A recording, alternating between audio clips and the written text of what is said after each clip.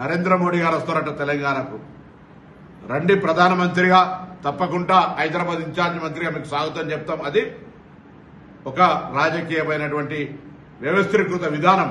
కానీ కాంగ్రెస్ పార్టీ నాయకుడు అడుగుతా ఉన్నాయాల తెలంగాణ మంత్రిగా, తెలంగాణ ప్రభుత్వానికి 12 సంవత్సరాలుగా గత 10 ఏళ్లు కేసీఆర్ గారు అన్నారు కావచ్చు, మేము కేంద్రాన్ని అడగం పో, ఎందుకంటే మీరు ఈయనని అడగలేదా, ఆయన అహంకారంతో అడగలేదా?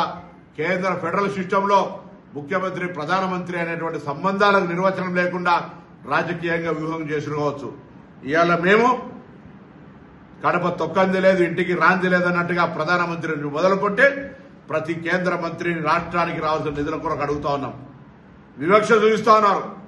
పక్క ఆంధ్ర రాష్ట్రానికి నిధులు ఇస్తారు, మాకేం ఆక్షేపణ లేదు.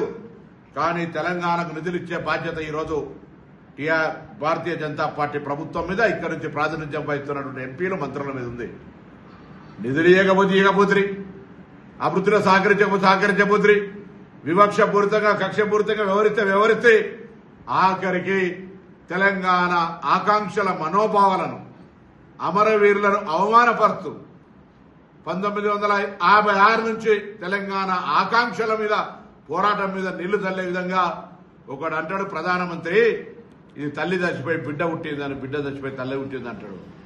ఇంకొక ఆయన అంటాడు ఇది పాకిస్తాన్ విభజన జరిగిందంటాడు. ఇలా భారతీయ జనతా పార్టీ ఎంత కక్ష ఉందో, ఎంత అక్కసు ఉందో తెలంగాణ ఏర్పడిందో అడుగుతా ఉన్నాం. ఇంకొక ఆయన అంటాడు ఇంతమంది అమరులు కావడానికి కారణమైనటువంటి పార్టీ కాంగ్రెస్ పార్టీ కాదా అని అంటా ఉన్నాడు. మేము అడుగుతా ఉన్నాం, ఇలా 1 ఓటు 2 రాష్ట్రాలను కాకినాడలో ఉన్న మీరు ఇవాళ నిజంగా ఆనాడు తెలంగాణ ఇచ్చి ఉంటే, మీరు 3 రాష్ట్రాలు ఇచ్చిన నాడే ఇవాళ ఈ పరిస్థితి ఉండేదా? తెలంగాణ, ఆంధ్ర 2 రాష్ట్రాలు తెలుగు భాషకు సంబంధించిన రాష్ట్రాలు ఈ దేశంలో నెంబర్ 1 రాష్ట్రాలుగా ఉండకపోతుండేనా? మీ నిర్లక్ష్యం వల్ల, మీ రాజకీయ ఒత్తిడిల వల్ల 1 ఓటు 2 రాష్ట్రాలు తీర్మానం చేసిన తెలంగాణ ఇవ్వలేదు. మీరు ద్రోహులు. భారతీయ జనతా పార్టీ తెలంగాణ ద్రోహి. ఈ రోజు తెలంగాణ ఇచ్చిన తర్వాత తెలంగాణను పార్లమెంటు వేదికగా డాక్టర్ బాబాసాహెబ్ అంబేద్కర్ రచించిన రాజ్యాంగం 3 ప్రకారంగా, సెక్షన్ 3 ప్రకారంగా ఈ బిల్ పాస్ అయితే, రాష్ట్రపతి గారు ఆమోదిస్తే ఒకడు అంటాడు వెధవ పార్లమెంటులో పాకిస్తాన్ ఇండియా పోరాటం లెక్క అని. బుద్ధి ఉందా? ఆ పార్లమెంట్ కనీసం కంట్రోల్ చేసుకునే బాధ్యత లేదా? ఆ రికార్డులను తొలగించే బాధ్యత స్పీకర్ గారికి లేదా? ఇవన్నీ మాట్లాడని టీఆర్ఎస్ పార్టీ ఏదో కాంగ్రెస్ మీద బురద జల్లే ప్రయత్నం చేస్తా ఉంది. ఆఖరికి ఎంతటి ఘోరానికి దిగజారినంటే, దుకాణం ఎవరిదో బంగారు దుకాణంలో చోరీ అయితే కూడా మంత్రులు ఏం చేస్తున్నారని అంటా ఉన్నారు. ఇంత మూర్ఖత్వంగా వాళ్ళు మంత్రులున్నప్పుడు మరి అనేకంగా జరిగినాయి, అనేకం జరుగుతాయి. ఇవన్నీ కూడా వ్యవస్థీకృతంలో ఈ విధంగా ఒక పార్ట్ ఆఫ్ డెఫినెట్లీ మా పోలీస్ క్రిమినల్ గా పట్టుకునే ప్రయత్నం చేస్తారు, పట్టుకుంటారు. అంటే ఎక్కడి దాకా దిగజారిపోయారంటే, ఈ రాష్ట్రంలో రైతులకు ధాన్యం కొనగా ఇబ్బంది పడితే వాళ్ళకి సంతోషం, ఎవరైనా ఆత్మహత్యలు చేసుకుంటే వాళ్ళకి రాక్షస ఆనందం, ఎవరైనా పొరపాటున యాక్సిడెంట్లు చనిపోతే వాళ్లకు పెద్ద పండుగ లాగా, ఎక్కడ నిర్లక్ష్యంతో ఏదైనా జరిగితే కరువు వస్తే వాళ్ళకు పెద్ద పండుగ, ఇంట్లో పెద్ద ఆనంద హేలి, ఆహా ఈ ప్రభుత్వంలో కరువు వచ్చింది. ఇటువంటి విధానమా మైండ్ సెట్?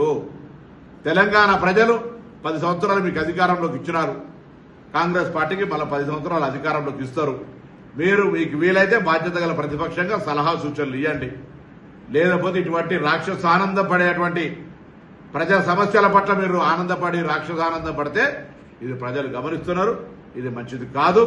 మరొకసారి బేషరతుగా కేటీఆర్ క్షమాపణ చెప్పాలి.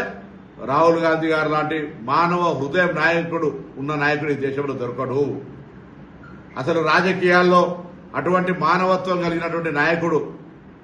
మరి అదేవిధంగా అభివృద్ధికి సంబంధించి ఈరోజు తెలంగాణ ప్రభుత్వానికి నాయకత్వం వహిస్తున్న రేవంత్ రెడ్డి గారిని మీ ఇష్టం ఉన్నట్టు మాట్లాడుతూ ఉన్నారు. భాషలో అది తిట్లను చూస్తే ఇక మొత్తం దానికి ఒక డిక్షనరీ చూసుకొని ఎవరో ప్రొఫెసర్స్ తిట్లను కూడా ఒక ప్రొఫెషన్ సబ్జెక్ట్ పెట్టేంత మీరే దానికి చీఫ్ ఎడిటర్ గా ఉండేటువంటి విధంగా మరి దానికి సంబంధించినటువంటి తిట్ల ప్రకారంలో జరుగుతోంది.